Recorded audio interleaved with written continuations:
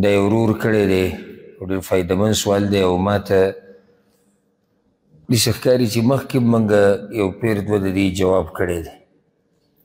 هغه دا چې وایي حدیث کې راغلی دی چې کم کور کې تصویر ځوړني هغه کور ته ملایک د رحمت نه ننوځي. نو سوال دا دی چې ټول کور ته نه ننوځي که دغه کمرې ته په کوم کې چې تصویر لګېدلی؟ الجواب دا خبره ښه د صحیح حدیث نه واضحه د صحیح بخاري صحیح مسلم کې دی. رسول صلی الله علیه وسلم وی ان البیت الذي فيه الصور لا تدخله الملائکه. کوم کور کې چې تصویران یي هغه کور ته ملائک د رحمت نه ننوځي. ملائک د رحمت نور ملائکو ته ځي راځي خو کوم چې د رحمت ملائک دي هغه ورته نه راځي. دا مسله خو ښه صحیح مسله ده. اوس سوال دا دی چې د کور ته نه راځي که دغه کمرې ته چې په هغې کې عکس او تصویر لګېدلی نو په دې مسله ځان پوه کوي چې بیت چې کله وویلی شي د حدیث کې بیت راغلی ان البیت الذي فيه الصور نو د دې نه مراد هغه کمرې او دلیل په دې باندې دا د رسول صلی الله علیه وسلم یو حدیث کې امام ابو داود راوړی دی صلاة المرأة في بيتها أفضل من صلاتها في حجرتها وصلاتها في مخدعها أفضل من صلاتها في بيتها.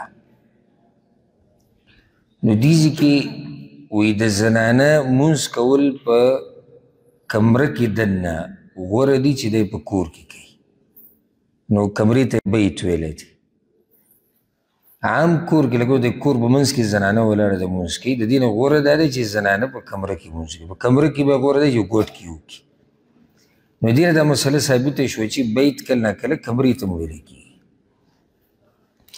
خلاصه د دې مسلې دا ده او دا نورو علماو هم ذکر کړې ده چې کومه کوټه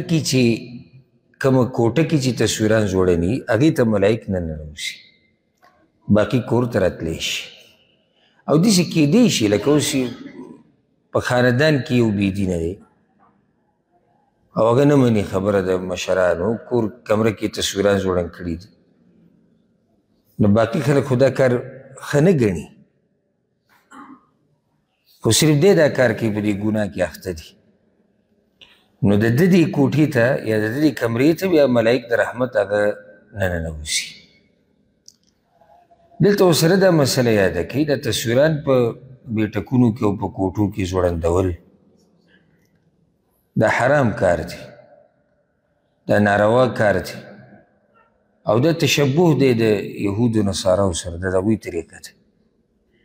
نه چې وي زمونږ پلار دی او زمونږ والده او زمونږ نیکه دی که هر څوک دی دا زمونږ د خاندان ګروپ فوټو دی وي د خاندان هغه به جایز وي د پلار هغه به جایز وي د نیکه هغه به جایز وي نور هغه به ناروا وي. دغه شان په میز باندې تصویران ایښوده په دفتر کې تصویران لګول بل داسې څه ځای په هغې کې تصویران لګول دا ناروا دي حرام کار دی او ملایک د رحمت هلته نه راځي. اوس سوچ وکړئ چې کوم کور ته کومې کوټې ته ملایک د رحمت نه راځي دې خلکو به څه حال نو د دې ګناه نه ځان لرې ساتئ. اوس بعضو خلکو په دې شروع کړې ده ځکه مې تنبیه ورکړه نو دا د ګناه کار دی حرام دی.